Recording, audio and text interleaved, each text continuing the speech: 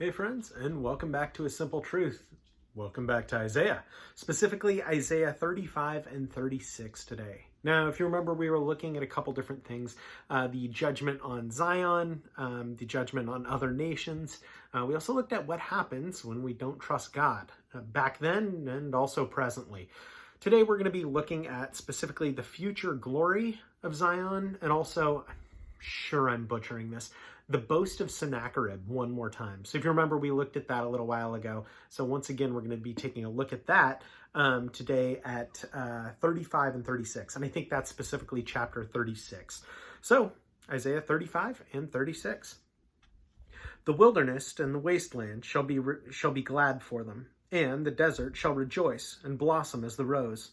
It shall blossom abundantly and rejoice, even with joy and singing. The glory of Lebanon shall be given to it, the excellence of Carmel and Sharon. They shall see the glory of the Lord, the excellency of our God. Strengthen the weak hands and make firm the feeble knees. Say to those who are fearful-hearted, be strong, do not fear. Behold, your God will come with vengeance. With the recompense of God, he will come and save you. Then the eyes of the blind shall be opened, and the ears of the deaf shall be unstopped. Then the lame shall leap like a deer, and the tongue of the dumb sing. For the waters shall burst forth in the wilderness, and streams in the desert. The parched ground shall become a pool, and the thirsty land springs of water. In the habitation of jackals, where each lay, there shall be grass with reeds and rushes. A highway shall be there, and a road, and it shall be called the highway of holiness. The unclean shall not pass over it, but it shall be for others. Whoever walks the road, although a fool, shall not go astray. No lion shall be there, nor shall any ravenous beast go up on it. It shall not be found there, but the redeemed shall walk there, and the ransomed of the Lord shall return, and come to Zion with singing, with everlasting joy on their heads. They shall obtain joy and gladness, and sorrow and sighing shall flee away. Chapter 36. Now it came to pass in the 14th year of King Hezekiah that Sennacherib, king of Assyria, came up against the fortified cities of Judah and took them. Then the king of Assyria sent the Rabshakeh with the great army from Lachish to King Hezekiah at Jerusalem. And he stood by the aqueduct from the upper pool on the highway to the fuller's field. And Eliakim the son of Hilkiah, who was over the household, Shebna and the scribe, and Jonah the son of Asaph the recorder, came out to him. Then the Rabshakeh said to him, Say now to Hezekiah, Thus says the great king, the king of Assyria, what confidence is this in which you trust? I say, you speak of having plans and power for war, but they are mere words.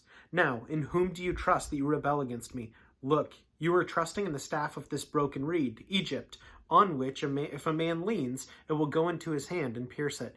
So is Pharaoh, king of Egypt, to all who trust in him. But if you say to me, we trust in the Lord our God, is it not he whose high places and whose altars Hezekiah has taken away, and said to Judah and Jerusalem, You shall worship before this altar? Now therefore, I urge you, give a pledge to my master, the king of Assyria, and I will give you 2,000 horses, if you are able on your part to put riders on them.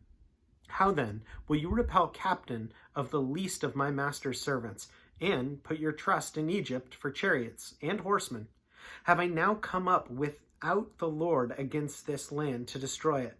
The Lord said to me, Go up against this land and destroy it. Then Eliakim, Shebna, and Joah to the Rabshakeh, Please speak to your servants in Aramaic, for we understand it, and do not speak to us in Hebrew in the hearing of the people who are on the wall.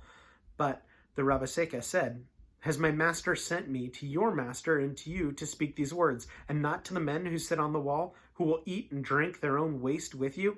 Then the Rabshakeh stood and called out with a loud voice in Hebrew, and said, Hear the words of the great king, the king of Assyria.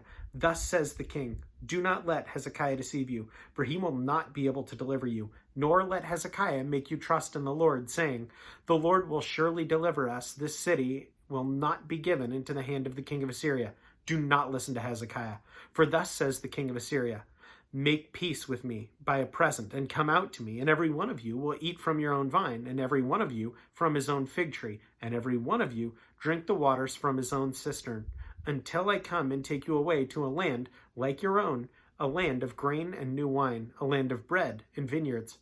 Beware, lest Hezekiah persuade you, saying, the Lord will deliver us. Has any one of the gods of the nations delivered its land from the hand of the king of Assyria? Where are the gods of Hamath and Arphad? Where are the gods of Seraphim? Indeed, have they delivered Samaria from my hand? Who among all the gods of these lands have delivered their countries from my hand, that the Lord should deliver Jerusalem from my hand? But they held their peace and answered him not a word, for the king's commandment was, do not answer him. Then Eliakim, the son of Hilkiah, who was over the household, Shebna the scribe, and Joah the son of Asaph the recorder, came to Hezekiah with their clothes torn, and told him the words of the Rabaseka.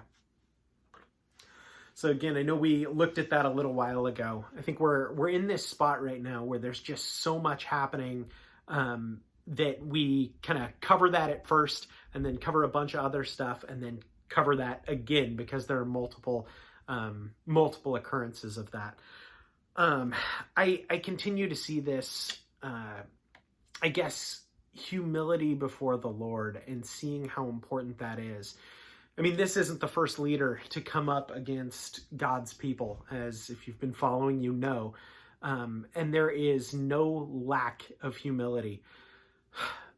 But even though we have God on our side, it is so important to make sure that we have humility in and of ourselves and not pride within ourselves. We should absolutely have pride in God, because the more fallen we are and the weaker we are, the more God will shine. And here we see the exact opposite of that, right? This army coming and say, hey, even gods cannot stop our army. Our army of humans is so great. Nothing can stop us. Nothing from a spiritual realm, nothing from an eternal realm. There's nothing can stop our men. And we know that is absolutely not the case.